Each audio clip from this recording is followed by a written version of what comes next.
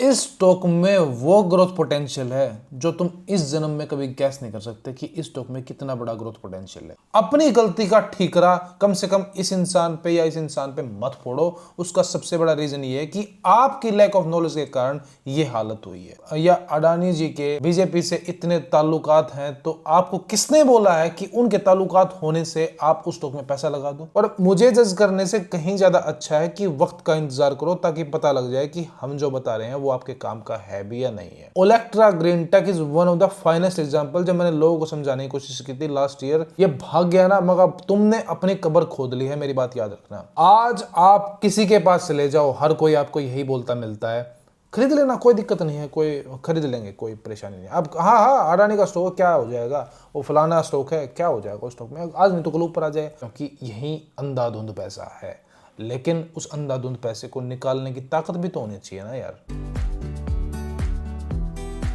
Hello दोस्तों, मैं आपका दोस्त रोहित स्वागत करता हूं मेरे मार्केट स्पेशल लाइव में। दोस्तों आज हम अडानी के उस स्टॉक के बारे में बात करेंगे जिसमें या तो आपकी इन्वेस्टमेंट है या आप अपने आप को बहुत ही ज्यादा शुक्रगुजार मानते हैं कि भाई भगवान की कृपा से हम इस स्टॉक में इन्वेस्टेड नहीं है। लेकिन ये आधा अधूरा सच है। जो लोग इन्वेस्टेड हैं उनके लिए क्या स्ट्रेटजी होनी चाहिए और जो लोग इन्वेस्टेड नहीं है ये स्टॉक क्या हो सकता है, आपको तो खैर अभी अंदाजा भी नहीं होगा। धीरे धीरे इस स्टॉक की सारी परतें खोलेंगे ताकि आप फ्यूचर में डिसीजन लेने के लिए कुछ काबिल बन सके। हाँ दोस्तों, हम बात कर रहे हैं AWL एग्री। इस कंपनी का पहले नाम था अडानी विल्मर। आपने बहुत नाम सुना होगा, बहुत हाइप थी 2022 के आसपास। अडानी विल्मर, अडानी ग्रुप और विल्मर इंटरनेशनल जो सिंगापुर की कंपनी है उनका ज्वाइंट वेंचर था। इनका business edible oil Fortune FMCG sector का ये स्टॉक था। इस IPO की बहुत ही ज्यादा हाइप थी क्योंकि आपने इस स्टॉक को अडानी के बाकी शेयर्स की तरह समझा था कि यार पहले अडानी के शेयर्स क्या थे, लेकिन क्या फटे वो फिर स्टॉक। जैसे अडानी एंटरटेनमेंट था, Adani green energy, Adani ports, Adani power, Adani total gas. कुछ मेरे व्यूअर्स हैं जो बहुत बार कमेंट करके बोलते हैं सर इस स्टॉक के बारे में बता दीजिए क्योंकि हमारी पूरी की पूरी कैपिटल उड़ने की कगार पे है। अपने टॉप से ये स्टॉक 76 से 77% के आसपास ये गिर चुका है और अभी तक लोगों को इस स्टॉक के बारे में अंदाजा ही नहीं है कि ये स्टॉक क्या कर सकता है। AWL एग्री की मार्केट कैप है 27,470 करोड़ की कंपनी है। करंट प्राइस 211, हाई जो इसका रहा है वो 291 और लो 204, बुक वैल्यू 76। डेप्ट इन लोगों पे 1096 करोड़ के आसपास का डेप है और intrinsic value 207। Means intrinsic value के हिसाब से स्टॉक को इतना ही होना चाहिए और उसके आसपास ही ट्रेड कर रहा है। क्यों इस स्टॉक ने हमारा ध्यान खींचा? एक बार इसके FII की होल्डिंग्स देखिए पिछले 3 क्वार्टर के, 4.61%, 14.11% और 21.15%। मतलब पिछले क्वार्टर में इतना हाई जंप FII होल्डिंग्स का। DII होल्डिंग्स में क्या हो रहा है?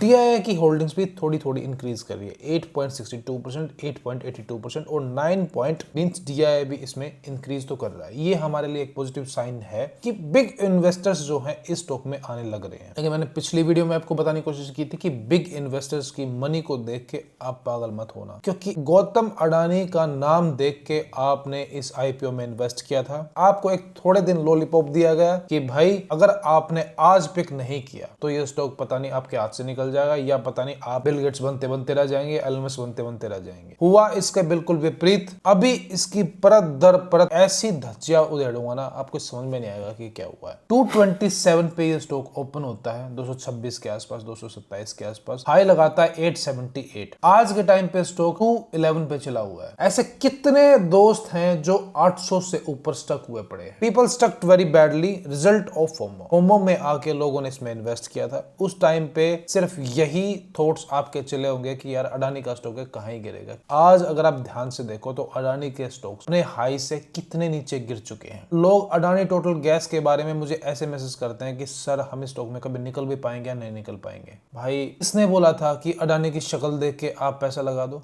या अडानी जी के बीजेपी से इतने ताल्लुकात हैं तो आपको किसने बोला है कि उनके ताल्लुकात होने से आप उस स्टॉक में पैसा लगा दो। फ्री के पैसे समझते होगे ना शायद इसलिए किसी की भी शक्ल देख के पैसे लगा देना। मेरे पुराने व्यूअर्स तो जानते हैं कि हम 3 क्वेश्चंस के आंसर लिए बगैर किसी स्टॉक को कंसीडर करते ही नहीं है, चाहे हमारा वो यूट्यूब लाइव सेशन हो, चाहे हमारा वो डिटेल्ड डेप्थ एनालिसिस टेलीग्राम पे हो। पहला क्वेश्चन, क्या स्टॉक में ग्रोथ पोटेंशियल है? यस, इस स्टॉक में वो ग्रोथ पोटेंशियल है जो तुम इस जन्म में कभी गैस नहीं कर सकते कि इस स्टॉक में कितना बड़ा ग्रोथ पोटेंशियल है। भाई साहब, आपकी लंका लगी पड़ी है, इसका मतलब ये नहीं है कि स्टॉक में ग्रोथ पोटेंशियल नहीं है। आपके लिए स्टॉक बर्बाद हो गया होगा, आपने भरोसा किया इन पे, अपनी गलती का ठीकरा कम से कम इस इंसान पे या इस इंसान पे मत फोड़ो। उसका सबसे बड़ा रीजन ये है कि आपकी लैक ऑफ नॉलेज के कारण ये हालत। किसी को दूसरे को ब्लेम करने की जरूरत नहीं है। मैं आज बता रहा हूं आपको, और मेरी बात ध्यान रखिएगा, क्योंकि ये तो फ्यूचर की बात है। जब फ्यूचर में जब होगा तब शायद आप मुझे कंसिडर करेंगे या तब आप मुझे शायद एडमायर करेंगे। इस स्टॉक में इतना ग्रोथ पोटेंशियल है कि आपकी औकात नहीं है कि आप अंदाजा लगा सके कि भाई ये स्टॉक कितने अच्छा ग्रोथ पोटेंशियल होल्ड करता है। ये लैंग्वेज मैं इस तरीके से ही बोल सकता हूं, नहीं तो मैं टेलीग्राम पे तो बहुत कुछ अलग लैंग्वेज में आपको समझाऊंगा जो शायद आप समझ नहीं पाएंगे कि नेक्स्ट लाइव सेशन में इसके बारे में, टेलीग्राम लाइव सेशन में कितना मुझे अपडेट करने की जरूरत है। सेकंड हमारा क्वेश्चन, क्या प्राइस करेक्ट हो गया? अब जो टॉप पे फंस गए हूं उसका आज कोई आंसर नहीं है। 800 से ऊपर फंसे हैं, 700, 800, 600 जो भी ऊपर टॉप लेवल्स पे फंस गए, उसका आज कोई भी आंसर नहीं हो सकता है। रीजन बिकॉज प्राइस करेक्शन अभी रुकी ही नहीं है। अगर आप मुझे बोलो कि क्या स्टॉक बॉटम आउट हो गया है, क्या स्टॉक जो ऊपर से जितना गिरना था वो गिर चुका है, भाई ये आपका थॉट हो सकता है। न्यूज वाले कुछ भी बोल सकते हैं, या हो सकता है कि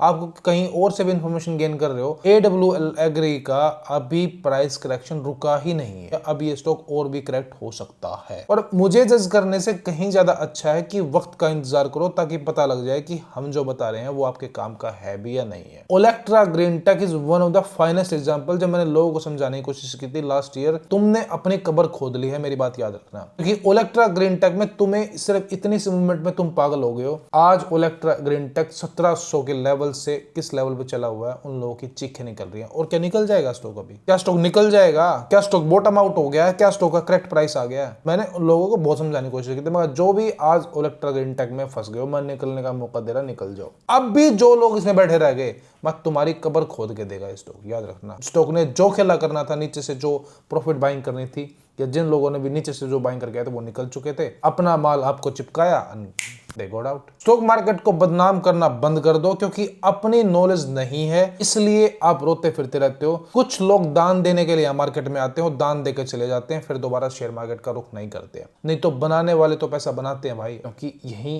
अंधाधुंध पैसा है।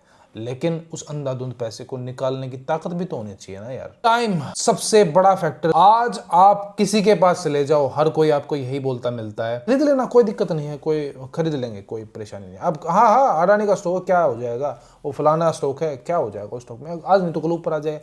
अरे भाई, जब ऐसे ही पैसे फंसाने तो हमें दे दो भाई, ज्यादा ही पैसे हो रहे हैं तो फंसाने के लिए क्या दिक्कत है? फिर जब आपने कई कई साल के लिए अपना पैसा फंसाना तो फिर दे दो।